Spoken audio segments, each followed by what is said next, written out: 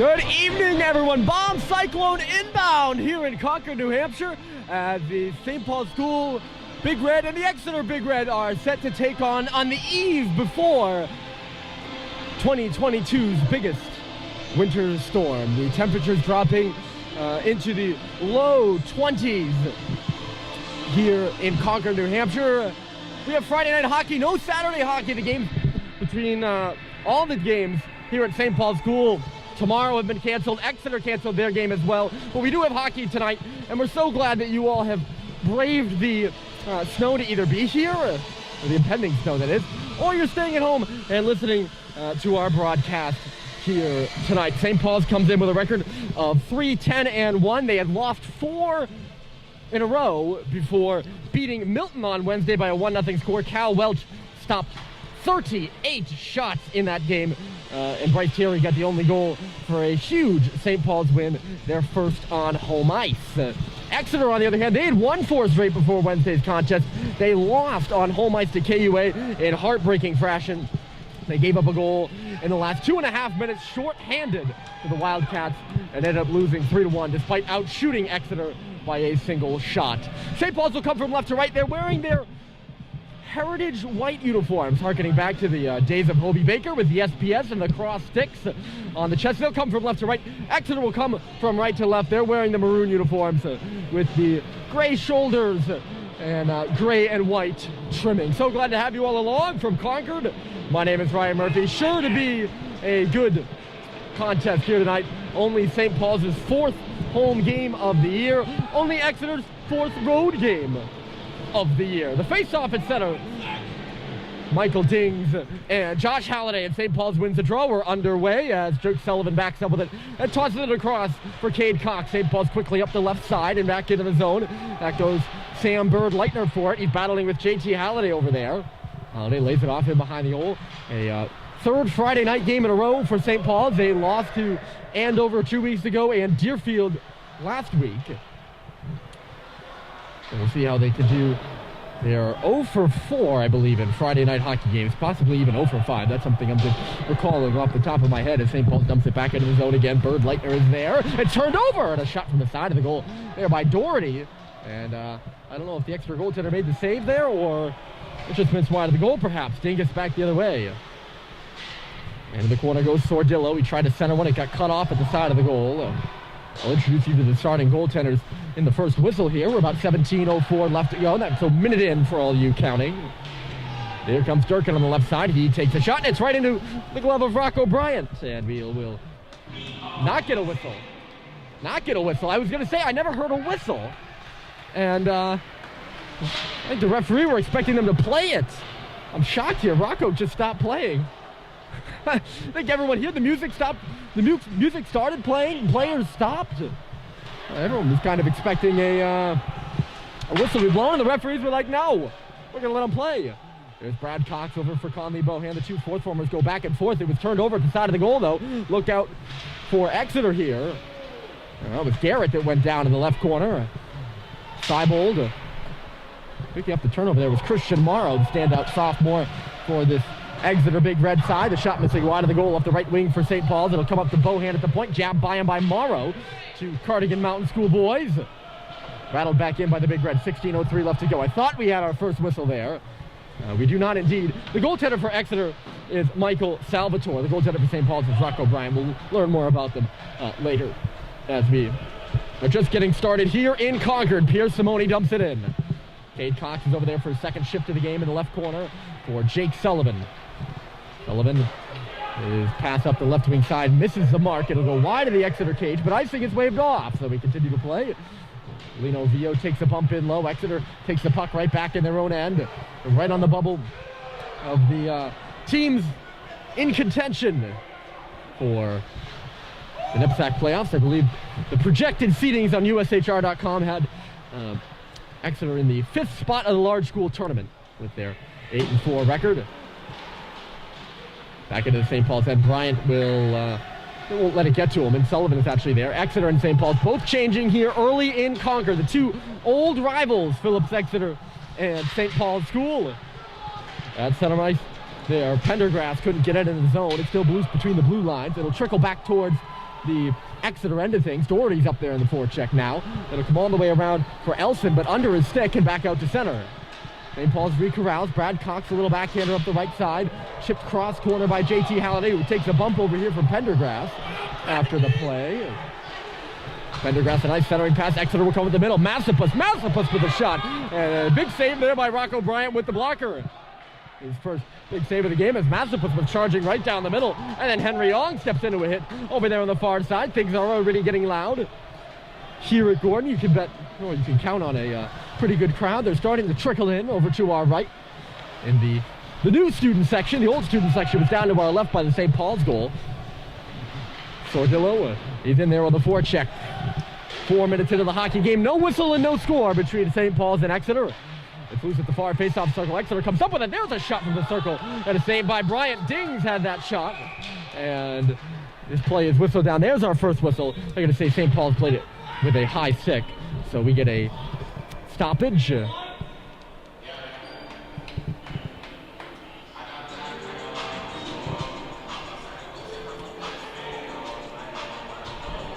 Face-off will be to the left. I'd say the old student section is to our left, only for a reason, because it used to be in the St. Paul's defensive zone, so they're only skating towards the student section once, and that used to actually kill the energy a little bit, because St. Paul's would be in the defensive zone when all their fans were on top of things. Now the fans are in the offensive zone, which is actually a COVID protocol thing. It's totally coincidental to the point I'm making. But now St. Paul's is skating towards the student section twice, and we'll see if that has an impact on offense. It didn't in their last night game against Proctor. Proctor won that game 3-2 at the buzzer with a goal with 5 seconds left. St. Paul's hoping for a better outcome here tonight as Sam Seibel digs in deep. He comes up with the puck, but is given a hard time over there, trying to swing it in behind the goal. Bryce Terry's got it. Terry back to where it came from. Seibel off the wall with a shot, and a good save there by Salvatore. That's his first of the contest. Here's Grady coming in the middle. Grady with a shot, and a save by Salvatore with the left pad. Back out to center. Exeter knocks it. Bohan to Grady. Good job by Matt, the Wilson, Wyoming native, to step towards the middle there. Terry with a bit of space on the right side off a broken play. He shoots, and it just goes wide of the goal off a deflection. Catching up to it there in front of the Exeter bench is Ong. Back in deep below the goal line. Seibel on the forecheck, absorbing a check there, the Exeter defender. This number I can't see. I think it was Dings, perhaps, or Guthrie. Standing on the blue line waiting for it here is Roberts. He goes around a man, tries to take a shot. He came into the zone. Kurt Gerken got in the way of it. And Exeter will come up the other way. McGurran, one of the leading players here for this Exeter side. He gets by McGurran to the front, and he had Morrow standing there, and he just couldn't get the puck to him. Back to the goal again. The shot from the line coming from Durkin was just blocked aside. Roberts tried to take the middle lane, could not. Ends up back on an Exeter stick. Charlie McGurran and Christian Morrow, two players to watch. McGurran, a senior of Marblehead, Mass, and one of the leaders of this Exeter side, as St. Paul's is offside at the line. You'll have to forgive me during the contest tonight. This is not something that really relates to the game, but more to my commentary. The Exeter numbers are really hard to see. They have maroon uniforms and gray numbers. And if you're far, especially far in the Exeter defensive zone, they're really difficult for me to see. There's a shot off the wing coming through there. I believe that was Gerken. Yes, Kurt Gerken, the Yale commit. You're going to see a lot of him tonight. Exeter star player, lodging his first shot there that goes wide of the goal.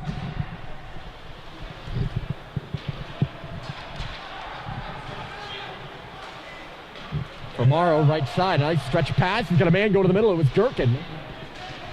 Couldn't pick up the puck though. Back in behind the net, Morrow. They rotated in front. It's loose. They score. It's Kurt Gerken. Christian Morrow at the centering pass, and the Yale commit is there to bury it for Exeter. His 10th goal of the season, his 14th career goal, and the captain gets the visiting Big Red on the board first.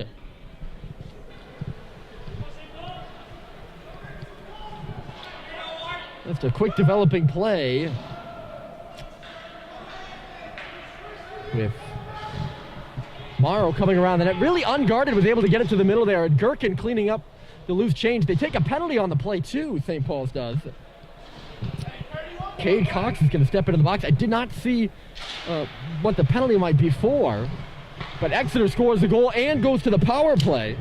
Not good news if you're a St. Paul's fan. And now a chance, not only leading 1-0, to go up possibly by 2. We'll see what the Exeter power play can do. It's over there for Gherkin. Gherkin this way, Bird Leitner up high at the circle. They wait on it. And with Sordillo who faked the shot. Bird Leitner for Sordillo, but he had it on his backhand and is forced to come out of the zone. On the stick here of Dotterer. Right side for Dings. Dings back for Dotterer. Dotterer kicks it back at the circle to Gherkin. Gherkin in the middle for Bird Leitner. Morrow centering pass and a one-timer by Dings just goes by. Left point Sordillo. It's a little more at the left circle. He came up high. Oof. Shot there by Dings, who stopped Exeter hounding St. Paul's right now. A minute left to go in the power play. They've got plenty of space out there. Gherkin back to the line for Sordillo, but he missed the pass. It was a tough one to handle. And it's going to go all the way back into the St. Paul's end yet again. Quick up for Dotterer. Dotterer trying to feed Gherkin. He couldn't. It's jabbed back out to center by St. Paul's, who trails 1-0 on a Kurt Gherkin goal. He's a Darien, Connecticut native. And committed to possibly, probably, if not likely, Connecticut's most prestigious school, Yale University. Sweeping in there to get the puck behind the net is Dings. He'll come up the right side with 30 seconds left in the power play, and his team leading 1-0. Dotterer is coming up the middle with him. Dings shooting, saved by Bryant, and it just trickles wide of his glove and past the post. Shapiro, look out up high. Here comes a shot. They score. Dotterer was able to walk right down the middle, and it's 2-0 Exeter.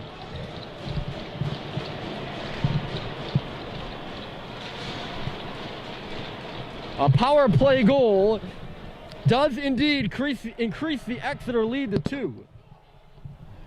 And that one actually comes off the rush there.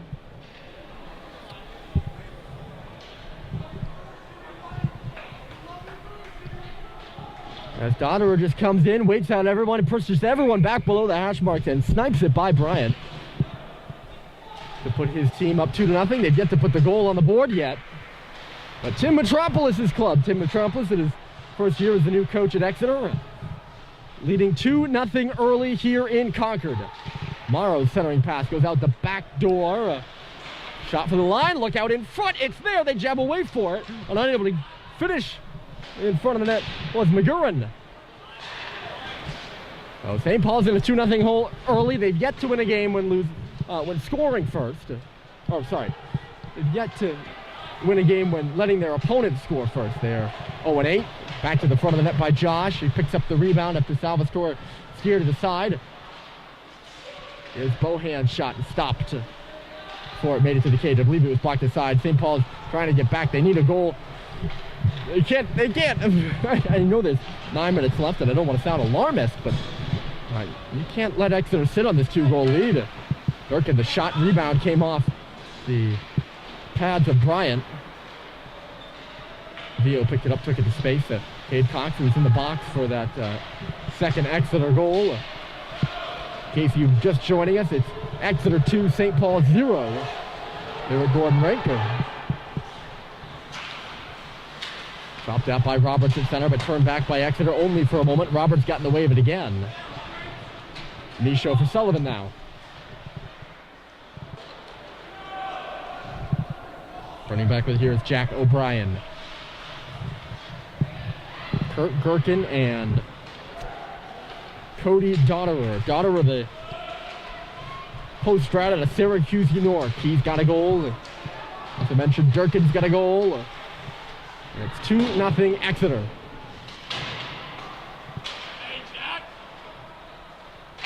St. Paul's unable to get anything going in the offensive zone here. And it's back out to center again, gaining the line and shooting it in is Guthrie.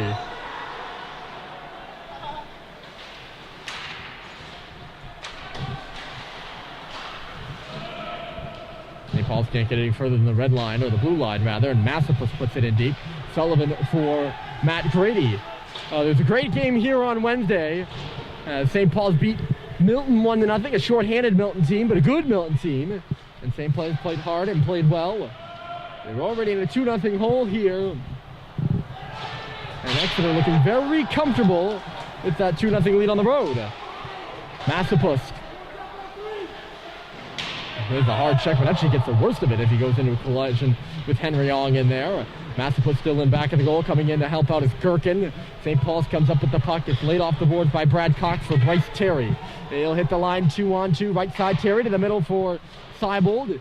And just warble off his stick. Now back to the line. Cox, a shot, takes quite a deflection at the right post.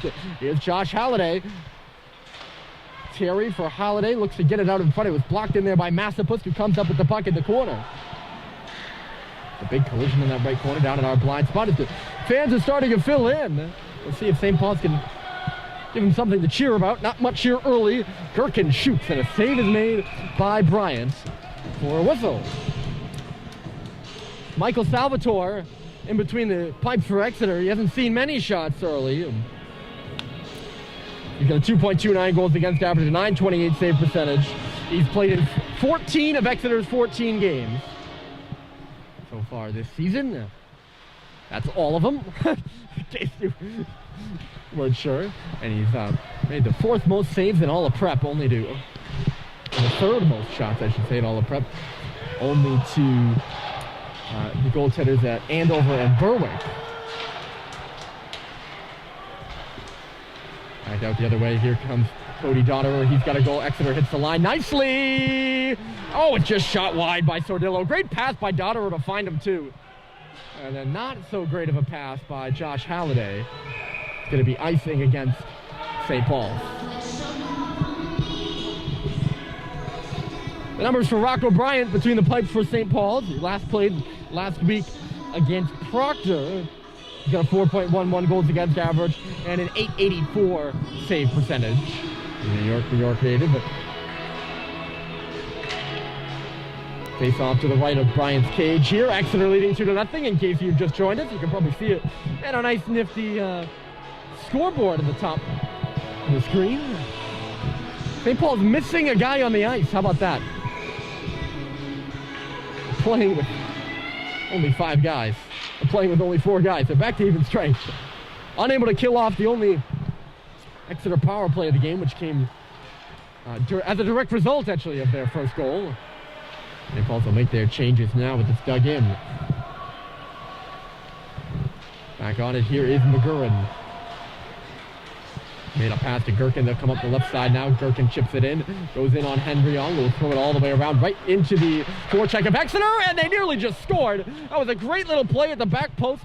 O'Brien, a slap pass for Gherkin. It just goes off of his stick and through the crease and out the other side. That would have been 3-0 Exeter.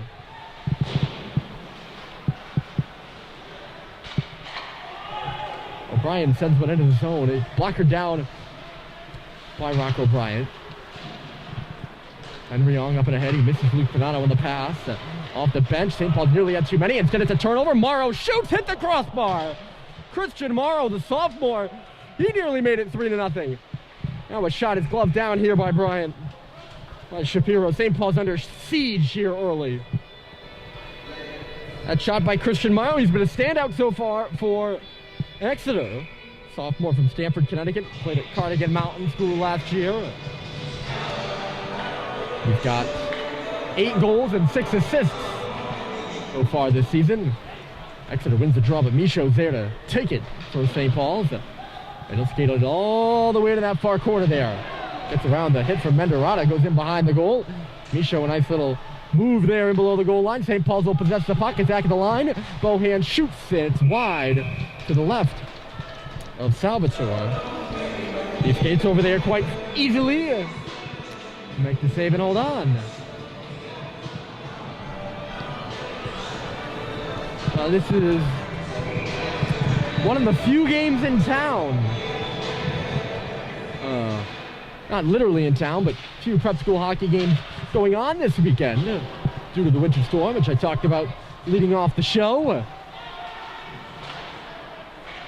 Boston's slated for up to 2 feet. You never really know, though, of course. Any good New Englander knows that. You can never really count on it being 2 feet, but slated for possibly 2 feet. Here's Lino Vio. He had some space, dished it off. Roberts right side. 2-0 Exeter here in Concord. St. Paul's has won the last 2 meetings between these two teams. Bryant plays it despite the forecheck of Pierre Simone. Up ice now for Roberts to try to shoot it off the wing. It was blocked by a body. Exeter will go the other way. Pierre Simone by himself comes to the middle, flips one in on goal, gets the rebound, or nearly did, but it was jabbed away at the last moment by Seibold. Roberts. Up that left side, takes one last bump as he goes into the corner. Fort center, Blue score!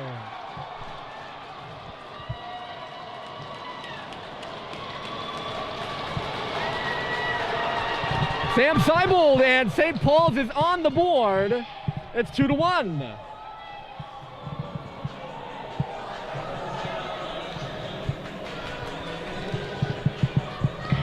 That's a big one for St. Paul's with 3:25 left to go in the period. To not let that 2-goal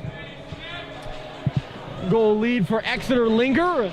Sam Seibold picks up the loose change in front of the net there. I think Roberts just centered it. Ping-ponged around in some skates, and Sam Seibold, credit to him, he didn't waste a second getting that off his stick. And then a huge hit in behind the goal by Halliday. Josh went crashing in there, and my God, I swear I saw the boards shiver. Oh, he went flying in here again and really hurt himself that time. Morrow shoots and misses the goal. Rather, I think he got the arm of Bryant.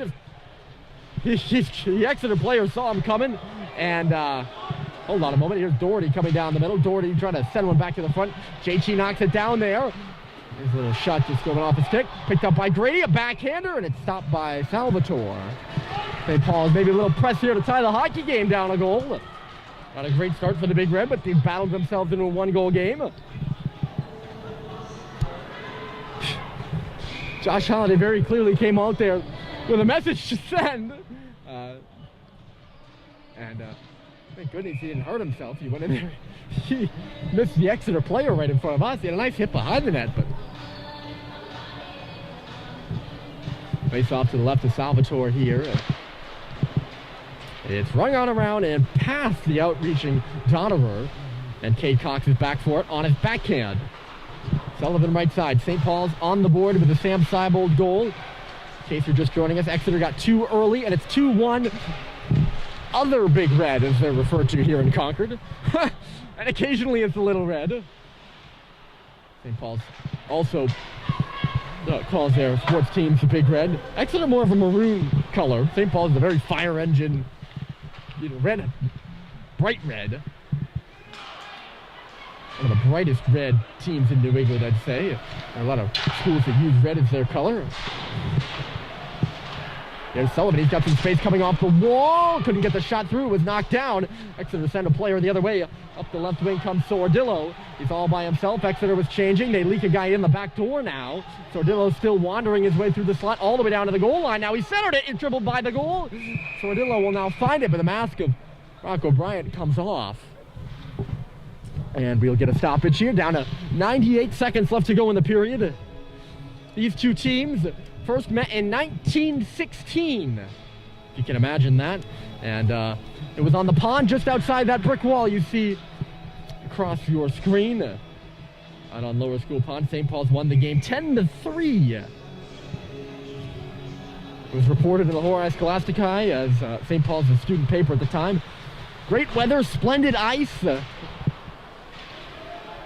And the first game between the two schools, Exeter was reported to have played well, but after the first 10 minutes of the first half had elapsed, St. Paul's outskated them and went away with that 10-3 win.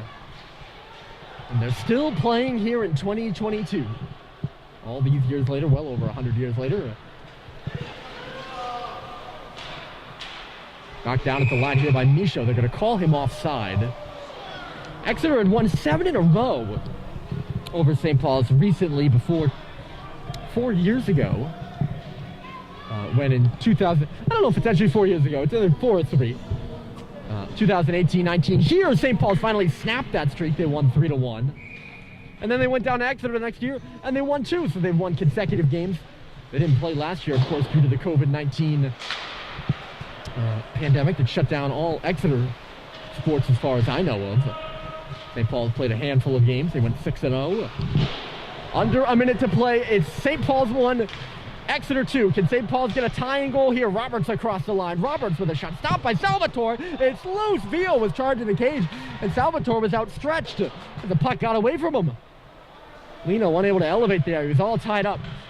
35 seconds left in the period. Flipped in by St. Paul's. It bounces in on Salvatore. Not going to take any chances, so we'll get a stoppage and an offensive zone draw for St. Paul's with 31.3 left to go.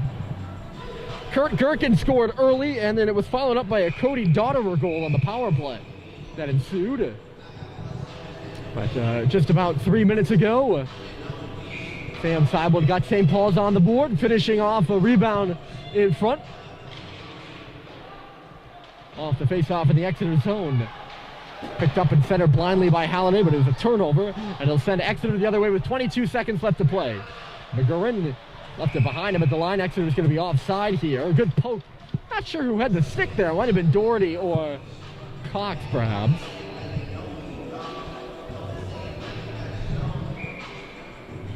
So glad you've chosen to join us here on this Friday night at Gordon Rink. The St. Paul's Hockey Center, 15 seconds left to play in the period. Exeter 2, St. Paul's 1. Nice cross-ice pass.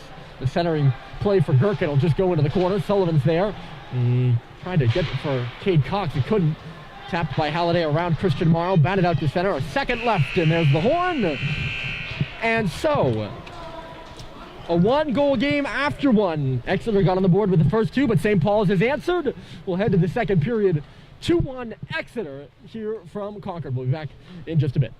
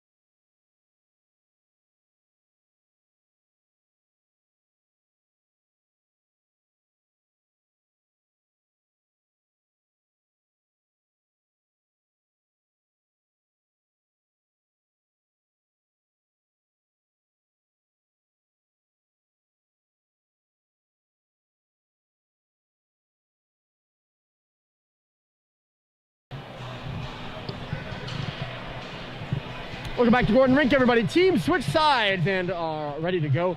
Period 2 action from Concord with bomb cyclone inbound. The winter storm warning flashing all across the Northeast. A lot of the games tomorrow canceled. Exeter was supposed to play Cushing. That was wiped off the slates. St. Paul's was supposed to host number 1 Belmont Hill here. That was also wiped off the slates. So the only game of the weekend for these two teams, and it's 2-1 Exeter as we get set to begin the second. Exeter will skate from left to right. St. Paul's from right to left. St. Paul's, though they're home, they're wearing the white throwback uniforms with the SPS sticks across the checks. Exeter is in their home reds, but home reds on the road today. This play whistled dead for a high stick, or else St. Paul's would have been in. The scoring in the first, Exeter got on the board first. Kurt Gherkin's 10th goal of the season, the Yale commit struck. Then, after drawing a penalty on the goal, Cody Dotterer notched one on the power play, make it 2-0 Exeter. In the last 3.5 minutes, good block there by Josh Halliday to start things the other way. It's going to go in on Salvatore, so it's not going to be icing. But yeah,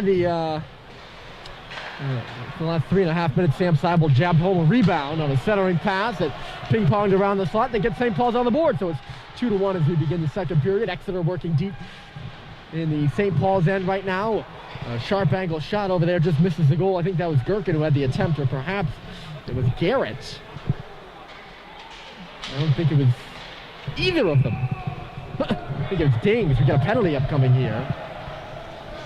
And we'll see who it's going to go to. It's in the St. Paul's defensive end. And it looks like it's going to go to St. Paul's. Matt Grady is in the box for a trip. The penalty goes for St. Paul's 0 for 1. The only power play of the game happened directly after the first Exeter goal. And they scored on it. But it's really less of a power play goal as much as it was a rush goal. They just drove right down the middle. Everyone did, really. Especially Donovan, who shot it from the tops of the circles. Right in the heart of the slot.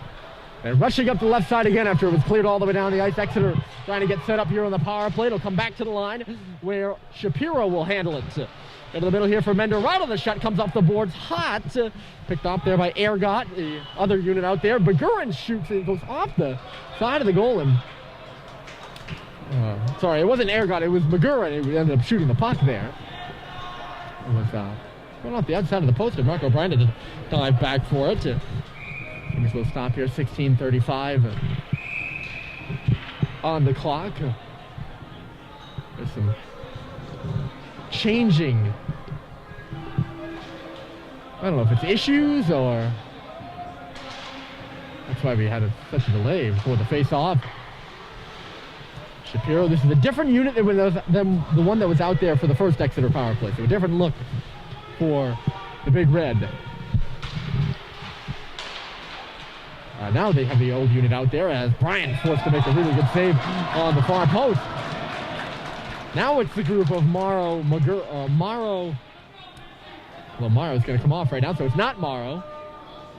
Are they going to change back? I'll disregard everything I've just said. I'm not confident in it. Staying on the ice is the sharpshooter, Gherkin.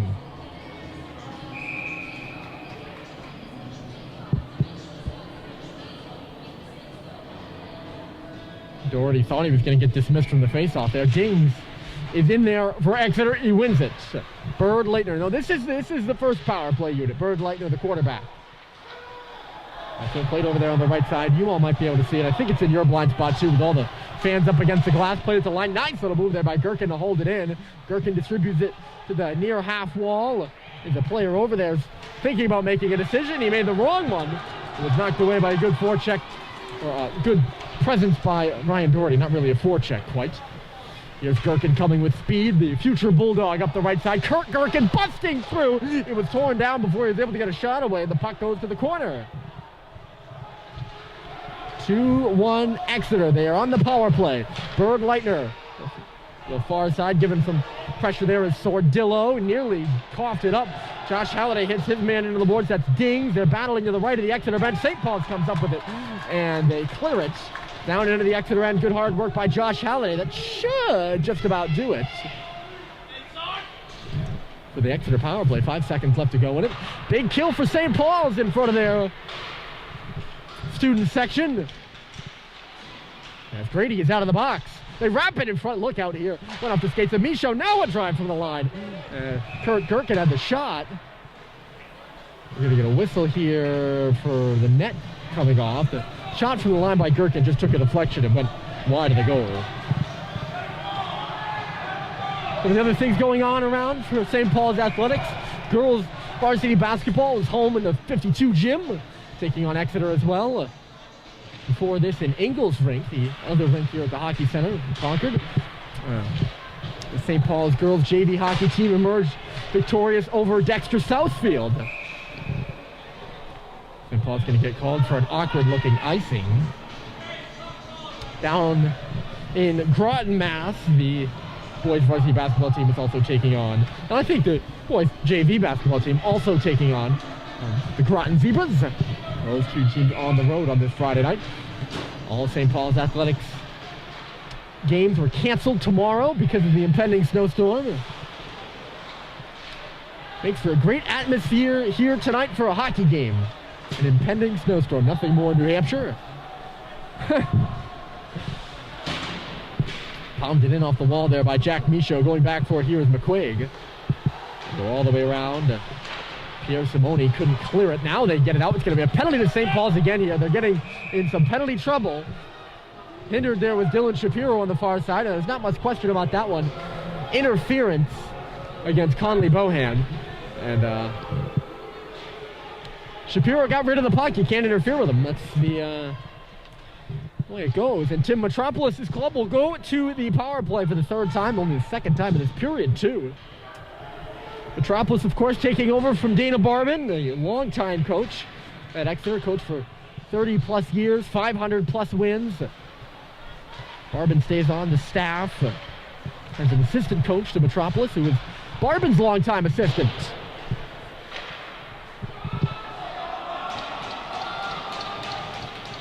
Working on the power play here for the second time in the period. Can Gherkin strike again for Exeter? Up near the line, played towards the front of the cage, tapped off for Dotterer. He just sent it through the middle of the ice over to the far side. Gherkin has it back on his stick from Dotterer. Dances through the legs of Cox, but coughed it up right onto the stick of Jake Sullivan. He wastes no time getting it down the ice. Up the right wall, Grady tumbles his man from behind, and I'm very surprised that's not a penalty to Matt Grady. It was Kurt Gherkin, too, Exeter's big gun. Look out for Dotterer. He shoots, and it goes high off the glass. Looked very much like it was close to being from behind for me. Not to pigeonhole Matt. Good save there by Brian. He knocks it out of play. But St. Paul's has taken 3 penalties in this game, and right now you're looking to get back in it. You're trailing by a goal. You got to stop taking penalties. Big Red, St. Paul's Big Red had some trouble with that early in the season. It looked to me like they kicked that habit in the last few games, but no need for any more. Quick shot, it surprises the goaltender. It's run off the goal post. Bryant made the initial save off the Gherkin surpriser. What a smart play by Kurt Gherkin. And very close on the rebound. Not sure who had it. Might have been Dotterer looking for his second over there on the far post. Exeter back in. 37 seconds left to go. Saved by Bryant up high on Dings. The rebound goes to the corner. Dings battling for it there. On his foot is... On his bottom is Dotterer. It looked like Exeter was actually the one who flipped that up and it hit the rafters. We'll see where they hold this face off. The Exonian setting up in the St. Paul's end, but it is going to come out to the neutral zone.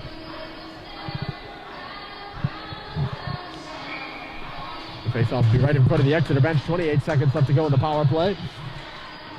St. Paul's trying to conjure the ghost of Hobie Baker. One of these throwback uniforms. Look at the catch there by Bird Lightner. He made that look easy. He stopped standstill on the blue line and reaches up and knocks it down. He looked cool as a cat there. As Exeter works the puck in deep, but pounded up the boards, knocked off by McGurity. Shoots and a save was made. Rebound all the way out towards the Exeter bench there. They'll step in. On the outside of the face-off circle, a save is made by Bryant. With the glove. The shooter there was Bo Elson, a Hadley, Mass native.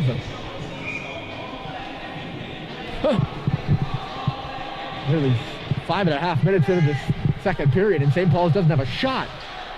What happens when you take 2 penalties? Look out! Chance for Exeter on a save made off of Massapus, who had it on the face-off circle in point-blank range. They're going to try to work it to him again. Massapus turns, lays it back to the line. Mendorada. Massapus to the face-off circle, but couldn't do anything. It wins it back, though. Massapus left circle, shooting. Save was made. Rebound kicked into the corner, and this time Massapus just overskates it. So St. Paul's will come the other way. 2 attackers against 2 defenders. Halliday across the line, trying to lay it into the middle for Doherty. Just ahead of him, he'll go chasing up to the half wall for it. Ryan Doherty takes a bump from behind. St. Paul's working in the offensive zone for what might be the first time this period. A little can opener there on Halliday will force him outside the line, still backing up. Bo Elson watching him, and he put him into some trouble, forced him to turn over the puck. And now Exeter goes in on the forecheck card. Massapus.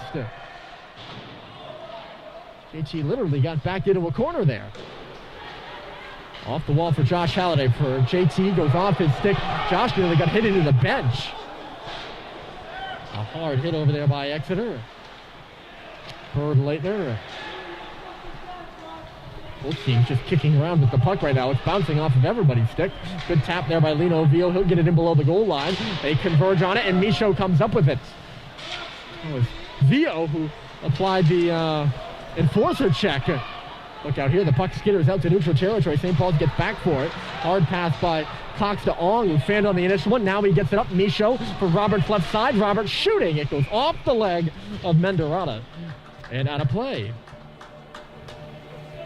So glad you've decided to join us here from Concord. A good crowd on hand over to our right. They've really filled in. Taking up, at least as far as I can see, all 4 rows of the bleachers and then up against the glass as well. Face off to the right there. Team with St. Paul's Big Red trailing by a goal. And off the draw, St. Paul's wins it in the offensive zone. They still need a shot this period. They're getting outshot 9-0. And that deflection just goes wide. A shot from behind the net there by Roberts. That one's not going to count. It comes off the outside of the goal. And it bounces off of Theo's stick and out of play.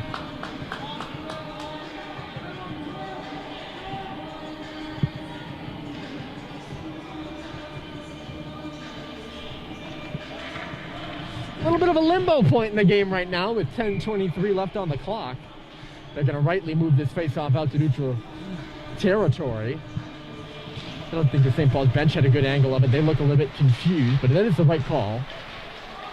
Exeter quickly the other way. Sordillo trying to bust in. He's got a man on the back door, laid it into the crease, but all the Exeter players were tied up, and Matt Carini gets out to center right.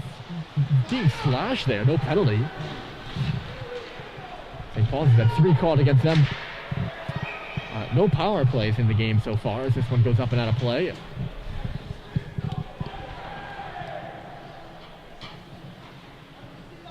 And we get a stoppage with exactly 10 minutes on the clock.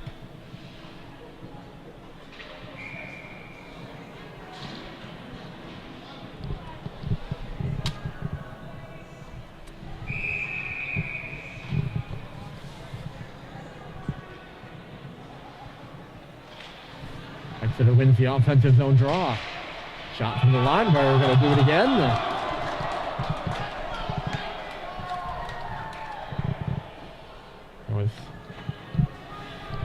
Durkin had the shot off the face-off. That was a little conversation with his partner McQuaig before we take a face-off from the exact same spot.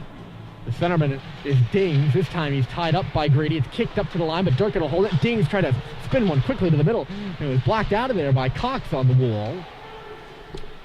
They come up with it nonetheless. Dotterer back in behind the goal. Cox got in the way of it. Dings repossessed it. He's going to try to come out in front now, but it was blocked at the side post. I think Bryant got his stick down perhaps and got in the way of it. 9:33 on the clock. Exeter setting a man up in the slot. Can they move it to him? They score!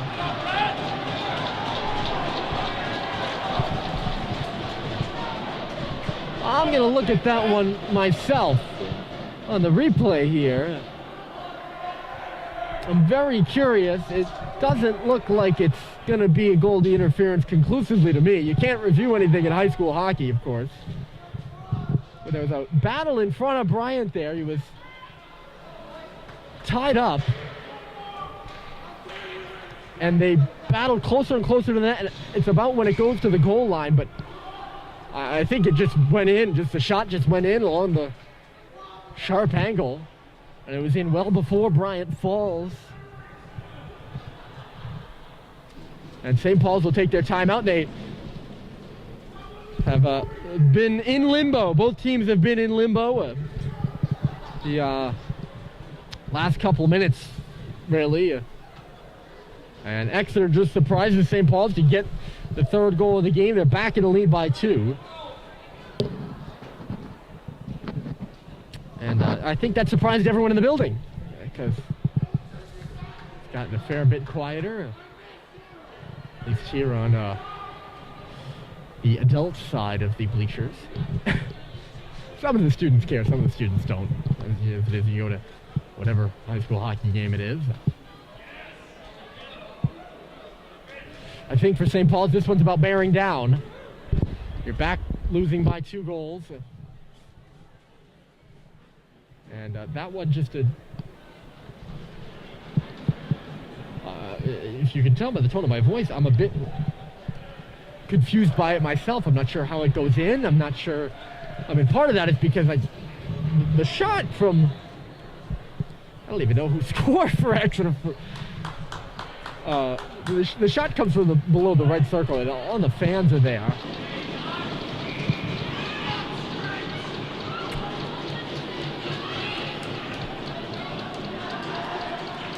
St. Paul finds themselves back down by 2 goals. I'm not sure who's got the third goal for Exeter, but they've got it, and that's what's important. My initial reaction was to go look. I actually have the game, the stream on delay here, and I can go look at it and watch the replay if I get on it quick enough. And I did. I got to see it, and I recommend if you all are thinking the same thing I am, you can rewind the stream and have a look. It did not look like goaltender interference to me, although there was that battle at the side of the goal. It should be icing against Exeter with 9:10 on the clock, 9:09. The face-off will come back down. As I mentioned, St. Paul's winless when their opponent scores first. They got back to within 1 goal late in the period, but haven't gotten much by way of offense since. Only a couple shots in the second period. That's much to do with the penalties they've taken. 2 of them here in the second period alone. St. Paul's comes up with the puck. Brad Cox shoots looking for a deflection. Goes wide and off the glove of Salvatore. Rebound out to the far side. JT Halliday has a poke at it there.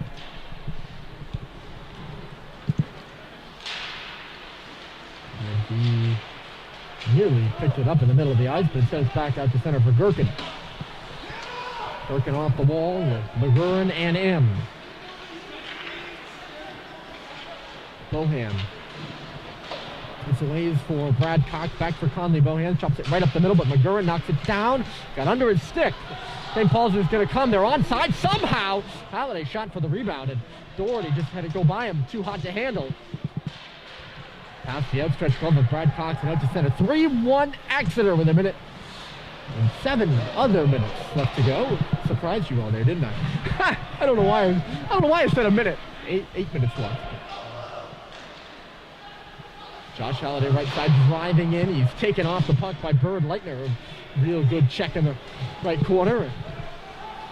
Michael Dings. Right side, his shot just goes up and over Rocco Bryant. Come out the left side for Bird Leitner. Back into the corner. Sordillo. He's it for one of the goal scorers. Dotterer. They work it out in front. Sordillo couldn't get a stick on it. And Cade Cox, the defenseman, will lead the rush up ice.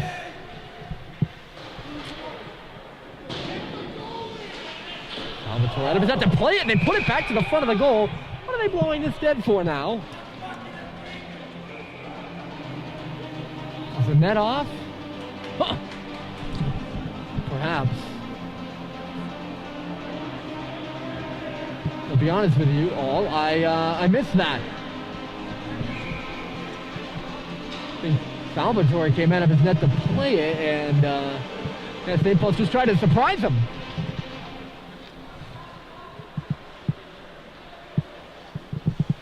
Cleared out of the zone by the Exeter Big Red off the face-off.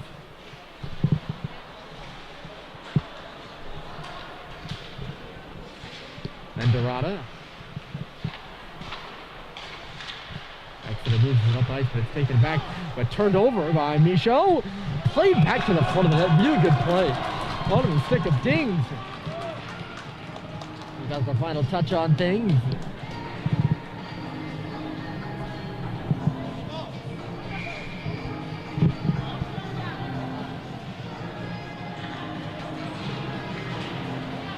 St. Paul's trailing 3-1 with 6:57 left to go in the second period. Only goal by the Big Red, Sam Seibold, scored with 3.5 minutes left to go. Cox leading the rush again. Backs it up and sends it actually to the front of the goal. And it was knocked away by Salvatore from the outside. That's been the caliber of St. Paul's shot this period. There's an arm up behind the play. Let's see where the penalty goes to this time. Going to go to Exeter.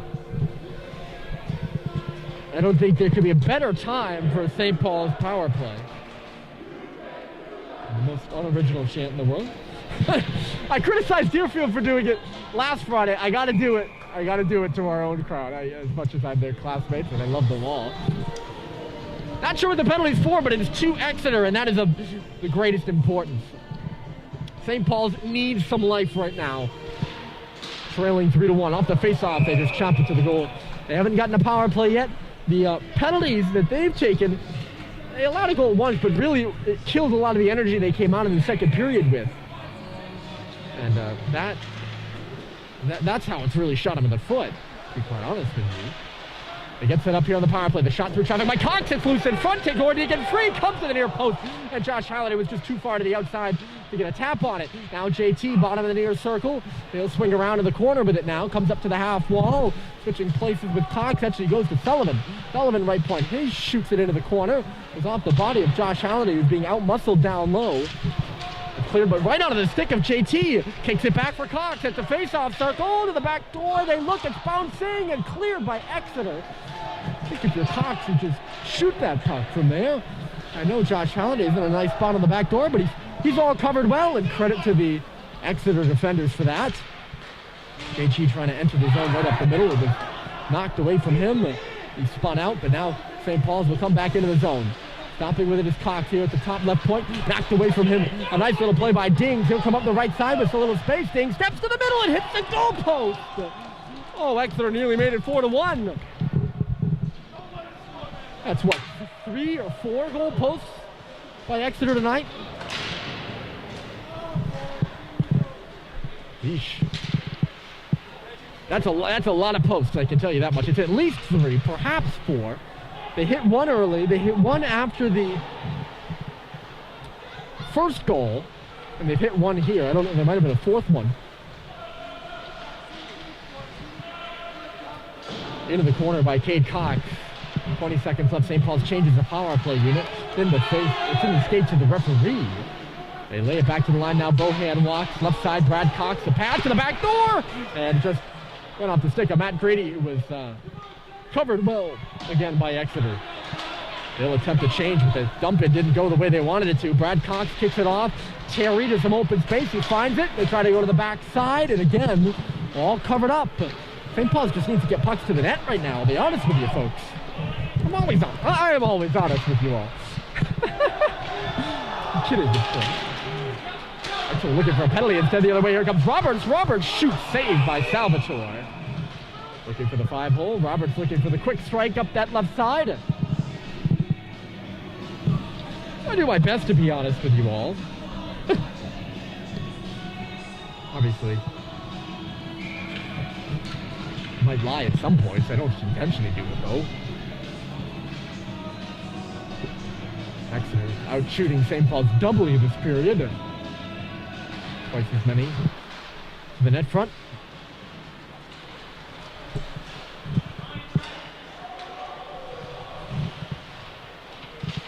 And the power play has been killed by Exeter.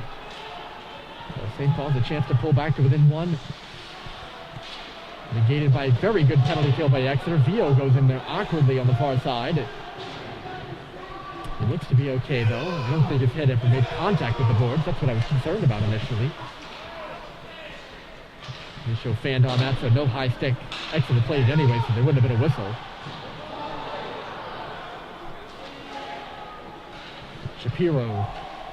Right side, Bo Elson comes in the zone, trying to center. Elson comes off the wall with a shot. Right to the net they go, and the rebound is just jabbed up and out of play. That's a close call. Bo Elson he walks right off the wall.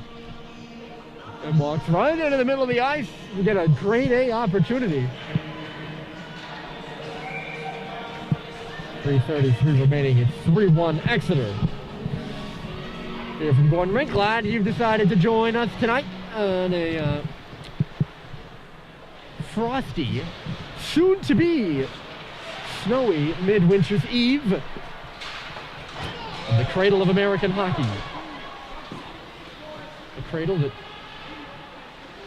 just had its pond freeze last week. The ice finally opened. We've had plenty of issues with the ice in recent years. St. Paul's is coming 3-on-2. Doherty right to the front was cocked. It went off his stick and it's loose. They battle away for it. It comes back to the line. Exeter just clears it out. Now it's back in the middle of that mess of sticks and skates, and the Exonians will clear it again. It's a great opportunity. Salvatore thought he had that one. It snuck loose though. That's the second time or so that's happened. It's a great little pass there by Doherty, I believe. Uh-oh. Look out. Chance for Exeter here. And trying to lay it in was Morrow with a couple nice stick moves. You know, man on the back door too, but the rebound just never came to him. Morrow was just trying to knock O'Brien out of his angle and nearly succeeded. Back to the middle. Kirkin. That's not the guy you want loose between the hash marks. And Gherkin's fishing around for that puck again. He sees it loose in the skates of Matt Grady in the bottom corner. He gives a hook to Grady. Very close to being an offensive zone penalty against Exeter. The roughing up Gherkin coming out of the corner. McGurran shoots and he misses wide of the goal. He shot that right from the dot on that far side. And it rattled off the glass. Under 2 minutes to play here. St. Paul's trailing by 2. Off the bench, Bryce Terry. And in transition comes St. Paul's. Terry had to stop, so he's forced to throw it into the zone. A late bump there by Matt Grady on McQuaig. Oh, it turned over by Terry. Look out for Dings. He shoots and a save is made. Sorry, no, that's Morrow. 6, not 16. I don't know if the shot got blocked or what. Morrow swatting at it again in the middle. Never made it to him. And Seibold will come the other way. Can St. Paul's add another one late to close that back to within 1 as we head to the third? That's the question. Terry separated from the puck. Grady comes in there first. Defenseman has to let go of Terry. And Exeter comes up with it. Bird later.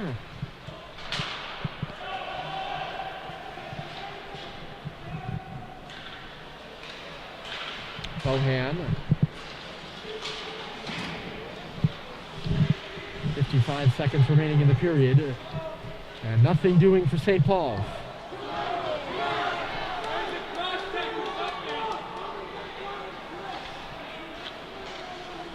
Well, stepping around a man here is Sordillo. Sordillo gets in, he centers it. But it went off the stick of Dings in the middle. 37 seconds left to go. They toss it back to the middle. Sordillo with a bit of a reaction after getting bumped in front of the net. All they have to say to Sordillo is they're in front of the net. That's what happens. And I am the first. I know I'm being all too frank probably right now. But I am the first guy to say that I'm the first guy to tell you if there's something happening in front of that they probably shouldn't have. I don't think that slash was all too malicious. I don't even think there was a slash. It was just a bit of a bump. Maybe I'm seeing things. You Exeter fans would probably disagree with me. And that's okay. Jotter sends him in the front.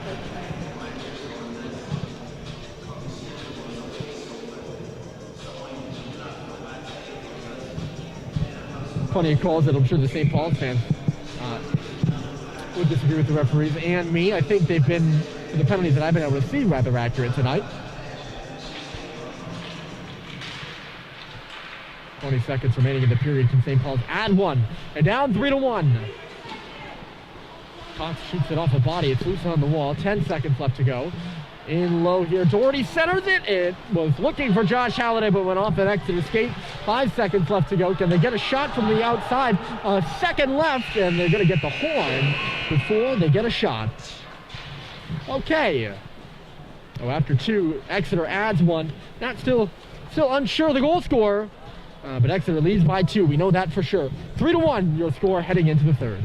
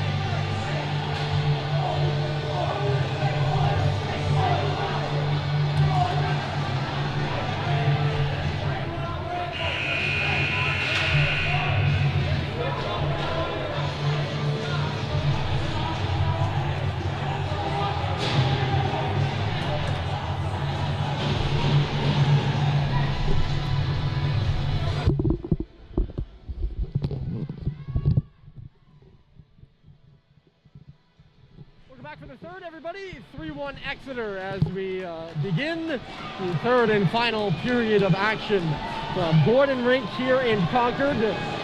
St. Paul's, it's all about goals. Need them fast and you need them now. Exeter looking to hold on to the 3-1 lead and move on to their 9th win of the year. St. Paul's hoping to get back in it and win their 2nd straight for only the first time this season. Right now, they need a little help as Jake Sullivan will recorral in his own end. They'll start up ice with Josh Halliday on the right side. And we're working deep. I apologize to all you who were watching in the intermission and the stream went out and you're like, oh, what happened? That was just my computer dying. I forgot to plug it in. It's all plugged in now. We'll be all set to go here for the third period. Won't have any difficulties at all. And of course, when I say that, I always remind you that Murphy's Law is a thing. Whatever can go wrong will go wrong. Cade Cox is a bit of a slew foot there on the Exeter defender coming by. And another penalty to St. Paul's. It's been part of the story tonight. Is that they have just taken too many of them.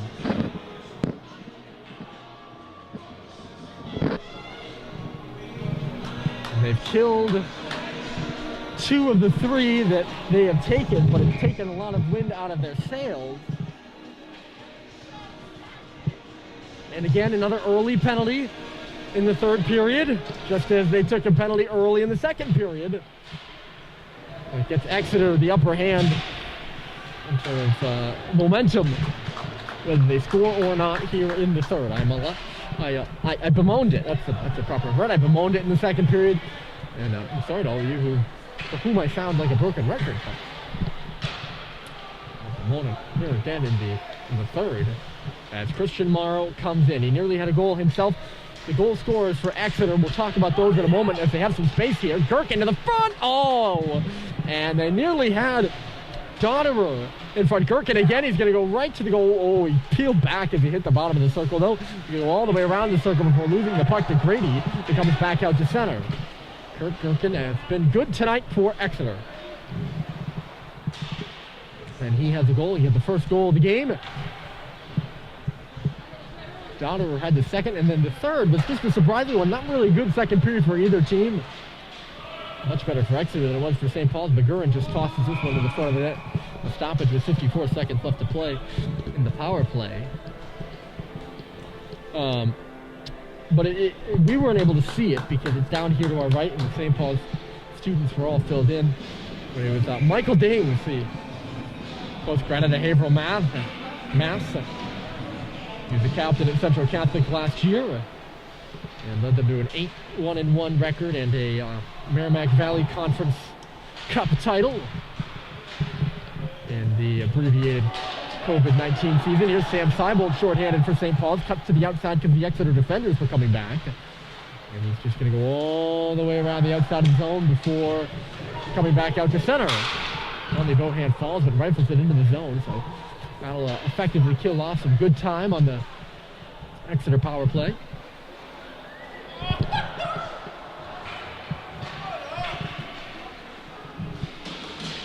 Sordillo, he's hit in front of us by Josh Halliday, who gets felled by Bird Leitner. Taking it back here is Donnerer. Dings inside the zone. Exeter moves around. Donnerer centers it. Coming into the play now is Shapiro. Forced to go to the wall. Brad Cox hits him there. And then picking it up is Dings. He has a look around on his backhand, reverses it. Donnerer swinging out of the corner, centered it. Went off a St. Paul's stick in front, comes back to the line. A quick shot there by Sordillo. The side of the goal, Dings in low. Shapiro looking for Dings. It'll go right out of the stick of JT Halliday, and they'll come out to center. 2-on-2. Halliday right side, drops it off for Doherty at the circle. Went under his stick, reverses it back in front. JT couldn't find a pass. Josh Halliday now has it come off of his stick and back out for Cade Cox in neutral territory. Exeter scrambling for a change. JT Halliday stepping across the line with a shot. Big rebound in the middle and unable to track it down. It's Vio. It just goes up and out of play.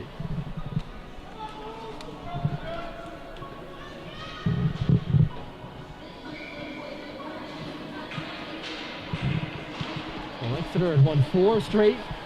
Put themselves firmly in playoff picture. They're losing KUA on Wednesday. Gonna get back in the win column here, leading 3-1. St. Paul's has lost 4 straight before a refreshing win against Milton on Wednesday. This was supposed to be the second game of a 3-game homestand, but it's cut short. Really, this is actually the third game of a 4-game homestand, but it was cut short on either end. The game last Saturday against Vermont was canceled due to COVID protocols, and tomorrow's game against Belmont Hill was also canceled. St. Paul's having some mishaps, and they're going to get called for another penalty.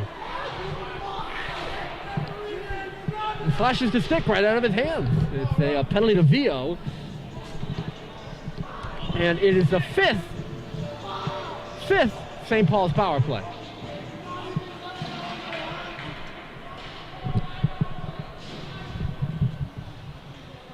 I say St. Paul's power play, Exeter power play. Whatever it is, it is the 5th Exeter power play, the 5th St. Paul's penalty.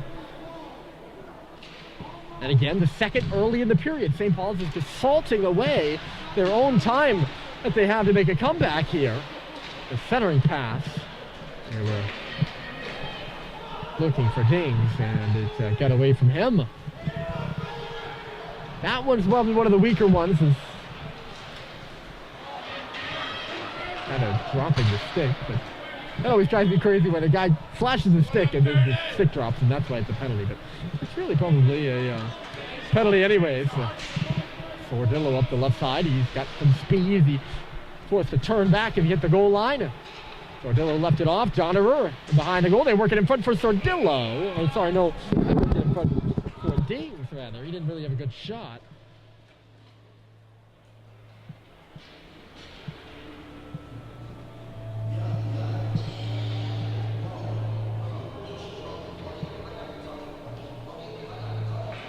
Penalty kill for St. Paul's, 3 for 4. But again, it's not so much, I know I'm like, same thing over and over again. It's not so much the goals that'll kill you. Sometimes it's just the momentum, and St. Paul's has not been able to get anything going since Sam Seibold's goal in the first. Morrow couldn't handle the pass at the left circle off the face-off. And St. Paul's will regain possession. Bohan, an opportunity to shoot it down the ice. And he does just that with 13 minutes remaining in the period and the hockey game. And a minute left to go in the minor to Lino.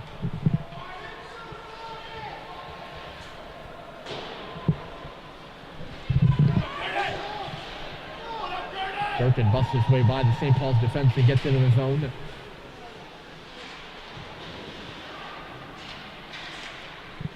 Jabbed back out by the St. Paul's Big Red. Salvage Hoover out of his net to stop it. He hasn't seen many pucks at all tonight, in my opinion.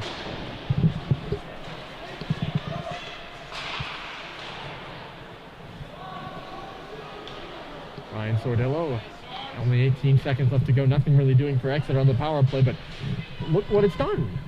It's just forced St. Paul's, forced Exeter. Exeter's in neutral. They're coming, but they're not getting anything. And St. Paul's just shoot it all the way down like that. And that's not helping them when they trail by 2 goals. Although Doherty's right in here. He's trying to step around a check, but couldn't. Durkin gets it out to center. There's Sullivan swinging back with it. JT Halliday in ahead. Here's Josh coming down the middle. Josh can really shoot it, but he whiffs on the shot. He pressed the backhand the puck into the corner instead. JT comes out to the top of the left circle. He shoots and wired one off the glass. And Bird Leitner will now round the cage for Exeter and start the attack out. A one and done for St. Paul's, and Exeter gets it back deep in the St. Paul's end. Or one and done for St. Paul's. Yeah, that's what it said, right? Sometimes I wonder. Just get a little immersed in the game that I forget what I'm actually saying. The puck bounces through into the ice. Exeter first on it, and quickly coming is Pierre Simone. He crosses his way all the way to the St. Paul's end. He's got Brian out of the cage, and Pierre Simone goes down, and it's going to be a penalty to St. Paul's again. This is getting a bit comical now. Now you cut in behind the goal there, and I'm not sure whether he actually gets tripped or not, but this is the 6th St. Paul's penalty to Exeter's 1. And I get that St. Paul's they've really taken a lot of penalties, but at some point you've got to believe rationally, right? Rationally,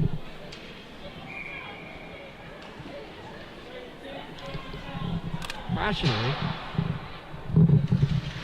The penalties are going around a little more equally than a 6-to-1 ratio. Heads up, this puck goes up off the rafter. So we've played 7-17 in this period, and St. Paul's has been killing a penalty for 4 minutes and 4 seconds of that time. That's more than half of the time this period alone that St. Paul's down by 2 that they have spent on the penalty kill. And the Exeter power play certainly getting plenty of work. Here's Christian Morrow left side. 2 St. Paul's players on the ice block the puck, but Morrow gets it back on his stick. He takes it to the top of the circle, moves it to the middle, and gets it back. Morrow, they distribute it up high. Sordillo for Morrow. Morrow right on back. Sordillo, side of the goal, they move it. Nice save by Bryant. And St. Paul's will clear it.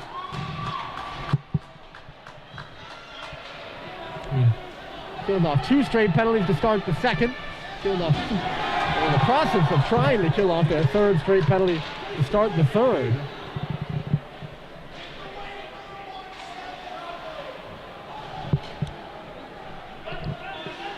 Durkin just protecting the puck, and why not? Oh, he turned it over to Biggs.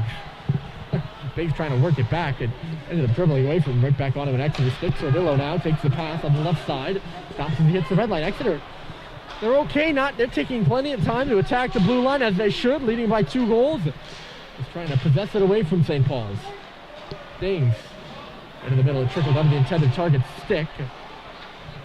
Pass went off the stick of Dylan Biggs for St. Paul's, going the other way, and now Sordillo's back into the zone for Exeter. Sordillo forces one back in deep. It was knocked away by St. Paul's. They can have a 2-on-1 here. The Cardigan boys, Seibold and Biggs. Seibold shoots, and a save is made by Salvatore, shorthanded.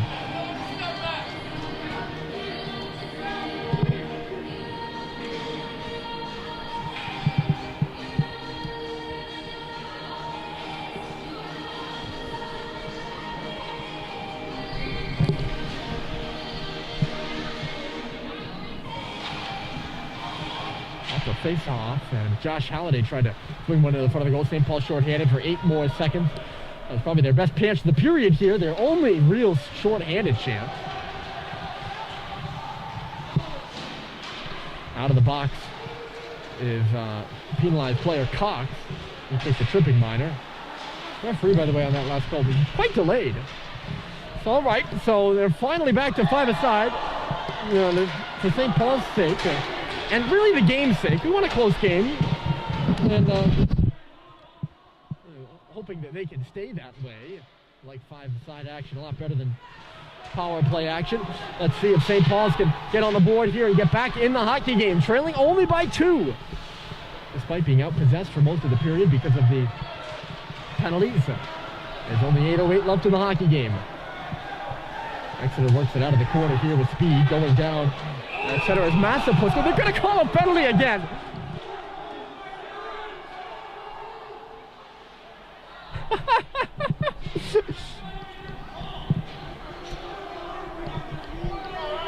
I don't know how a slash brings Massapus down to his knees there. I'm sounding prophetic at this point. Exeter's going to take a timeout here so that they can rest their power play unit because they've been out there for the last 6 minutes. Josh Halliday's going to go to the box for a slash on Massapus.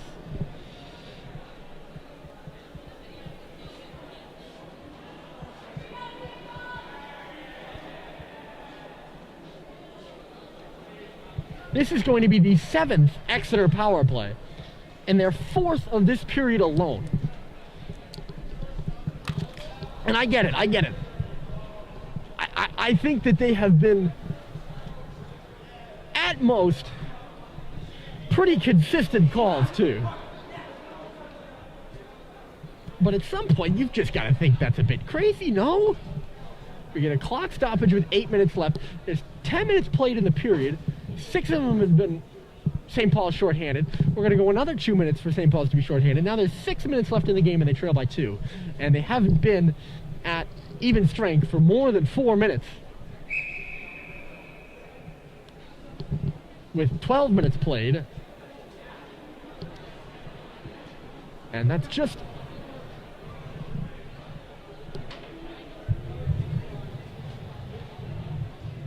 The likelihood of getting 4 straight penalties like that is just not high. There's an even lower likelihood if you're going to go win the game, of course. Exeter and St. Paul's break huddle. The face-off beat to the right. The 4th Exeter power play of the period. Girls basketball with the win tonight over Exeter at the 52 gym. They played Andover tough on Wednesday, and they beat Exeter tonight. So congratulations to the girls varsity basketball team on a big win for them. Here on the Gordon Ice Rink sheet, the shot by Kurt Gherkin has just gone out of play. The boys varsity hockey Big Red trailing the Phillips Exeter Big Red by 2 goals. They've been mired in penalty trouble. It's funny to me to think that I was on top of St. Paul's at the end of the second, at the beginning of the third period, about how many penalties they've taken, and they've taken more in this period alone than they have the whole rest of the game. I don't think it's all their fault entirely. I'm not one to be like, oh, the officials. But 7 penalties is a lot, folks, no matter how you try to spin it. Minute and 16 seconds left on the power play here for Exeter. Tomorrow up high at the point. They toss it across. Gherkin, no problem. And it's 4-1 Exeter. They finally get that power play goal. Great pass across. Not sure who had it. It was Morrow, possibly Sordillo, the pass.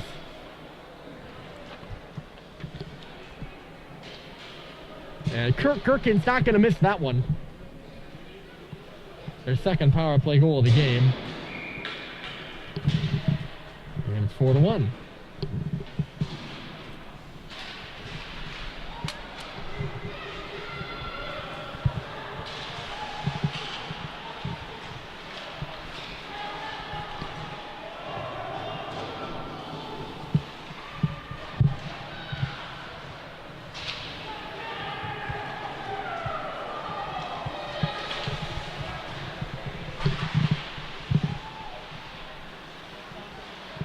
Great Royal Road, cross the Royal Road path. And I wish I knew the number of it, or the number the player did. It might have been it's Dings or Sordillo, one of the two.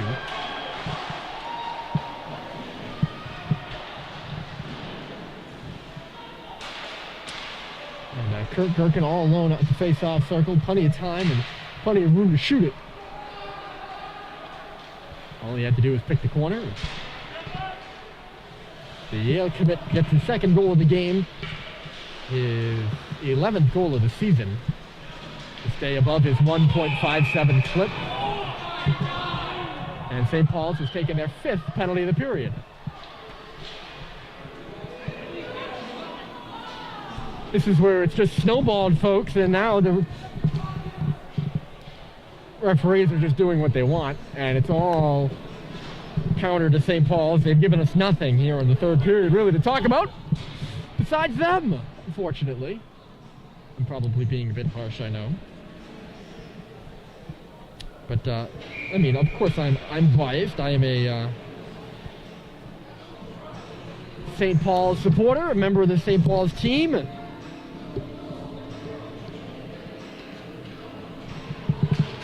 Obviously I don't like when they've taken 8 penalties, 5 in a period, and they've all gone against St. Paul's. But there comes a point when I'm a hockey fan too, and I love this sport, and it's just not that fun playing a game like this, where it's penalty after penalty after penalty after penalty after penalty. It's just not. So I'm sorry for those of you who are like, will he stop talking about the penalties already?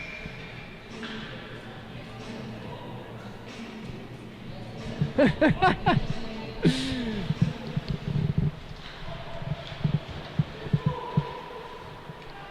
was just laughing because I was looking at the looking at the comments on the YouTube stream, and I am with you, Larry, our good friend Larry Fisher, watching over in Ireland. He says the penalty box doesn't win games, and it does not, and it has not for St. Paul's tonight. Here's Christian Morrow, a nice move, going all the way through, and he just tossed it high and wide of the goal. Really had the 5th Exeter goal.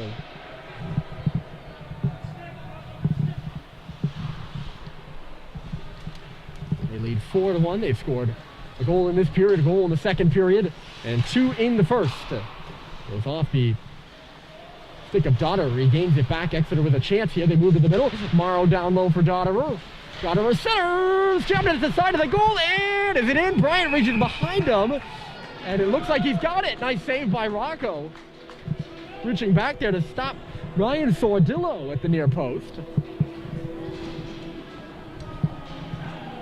He just got back there with the blocker stick to pull it back underneath him.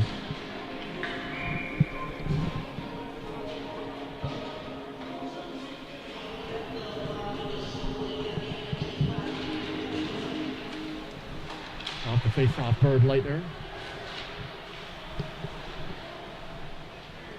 St. Paul's will pick it up off the wall, and here comes Cade Cox. Short-handed, St. Paul comes out 2-on-2, and Cox takes the left lane, stops as he hits the half wall there, chips it around an Exeter defender. He's going to hold it in the corner for a second. He still comes up with the puck. Nice little play here by Cox.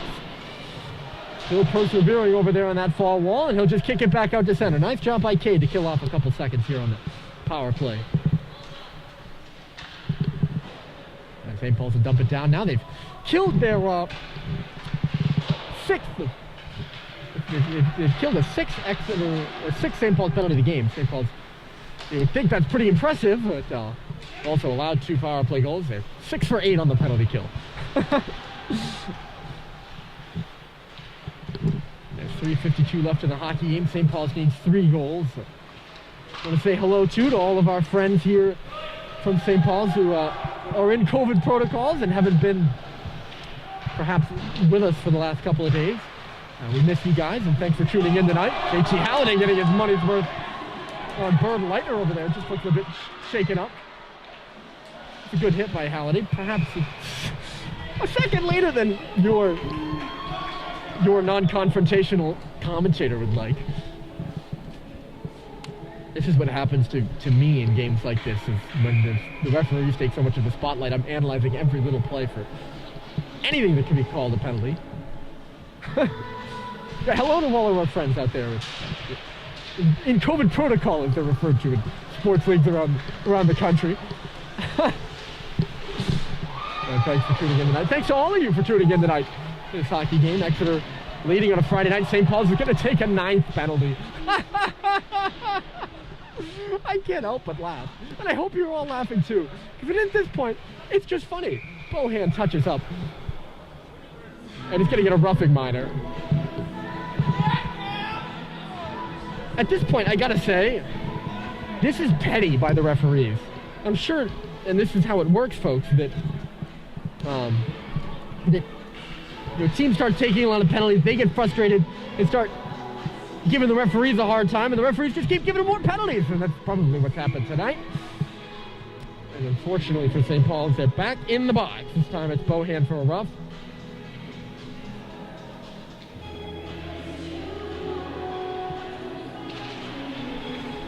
The 9th, 8th, perhaps. I've lost track, I'll be honest. I don't know if they're 5 for 7 or 6 for 8 on the penalty kill. I'll check up after the game. You get the point, though.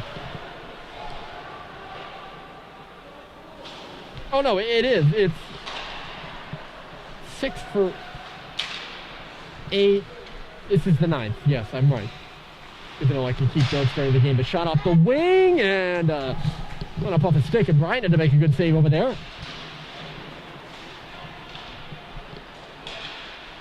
The Exeter power plays had target practice all period. And a shot that goes high and wide from Morrow, who I swear has been on the ice the whole time. He's on that top Exeter power play unit. I'll get the calculations for you. This is the sixth penalty this period for St. Paul's. So with a minute left, and let's say they made it through 2 minutes of the goal of the one they allowed a goal on. That's approximately 12 of the 18 minutes in the period they will have spent. Approximately, it's probably more around 11:30. Still 40 seconds left to go in that. And we'll have spent down a man on this Friday night. And we get a whistle. And if there's a penalty, it's certainly on St. Paul's. Oh, it's on Exeter. What a change. I'm sorry, my cynicism is taking over here. It's still, no matter how you twist it, that is the seventh penalty of the period.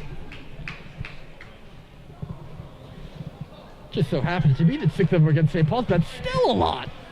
And St. Paul's has gotten a penalty. St. Paul's has gotten a penalty as well. It's offsetting. So Exeter doesn't even get the full penalty.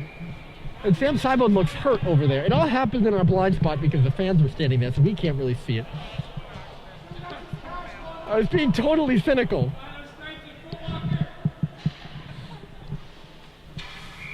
Totally cynical when I was like, you can bet on it being a St. Paul's penalty.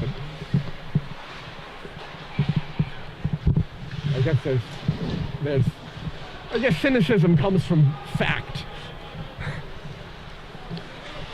It's a deep quote right there. Down to minute 20 left to go in this game, and nothing burger of a third period. Due to all the penalties, Exeter's power play hasn't been sharp. It would have been an entertaining third if the Exeter power play was sharp.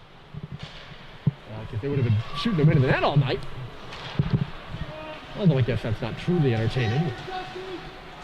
Right up the middle, they move it. Some different players out there on the Exeter power play. They stopped putting out the actual power play players. It's just, I think it's the third line out there right now.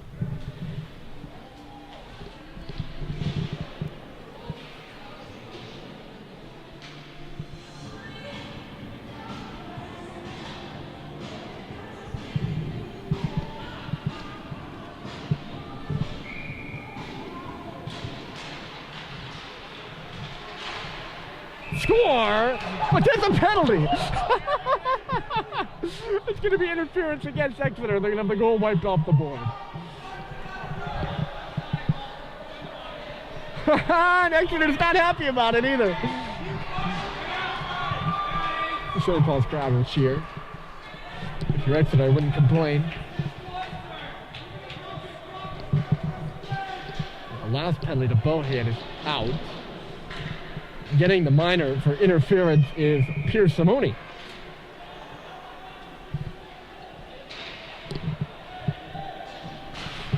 I hope, with 48 seconds left, I hope that it made this, we here on the broadcast have made this third period somewhat fun for you.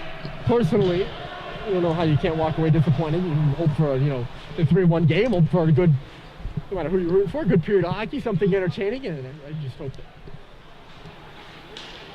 that you've enjoyed something of this. Very odd third period, one of the oddest. It brings me back home. The only thing I can remember